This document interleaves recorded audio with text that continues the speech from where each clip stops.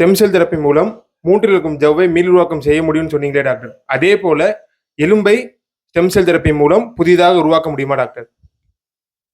அது முடியும்.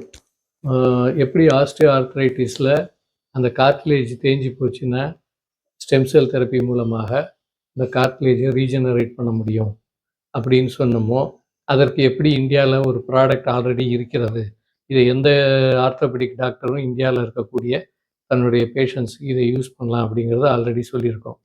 இதே மாதிரி ஜாயிண்ட்டில் கார்ட்லேஜை புதிதாக ஏற்படுத்துறது மாதிரி எலும்பு உடைந்து கூடாமல் போய் அதில் கேப் இருக்கும். சில சமயம் கேப் நான் யூனியன் அப்படின்னு சொல்கிறது.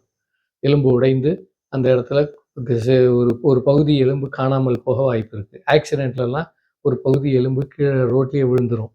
அப்போ அது மாதிரி கேப் நான் யூனியன்ஸ் வரும்பொழுது, டிலேட் யூனியன்ஸ் வரும்பொழுது புதிதாக அந்த இடத்துல எலும்பை உருவாக்க முடியும். அது எப்படி முடியும் அப்படின்னா, அது ஒரு காம்பினேஷன்.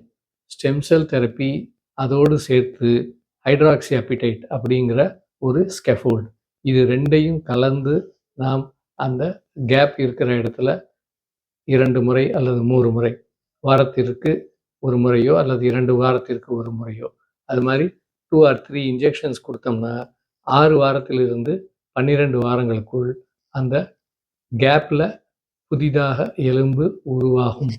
இதுதான் போன் டிஷ்யூ இன்ஜினியரிங் அப்படின்னு சொல்கிறது.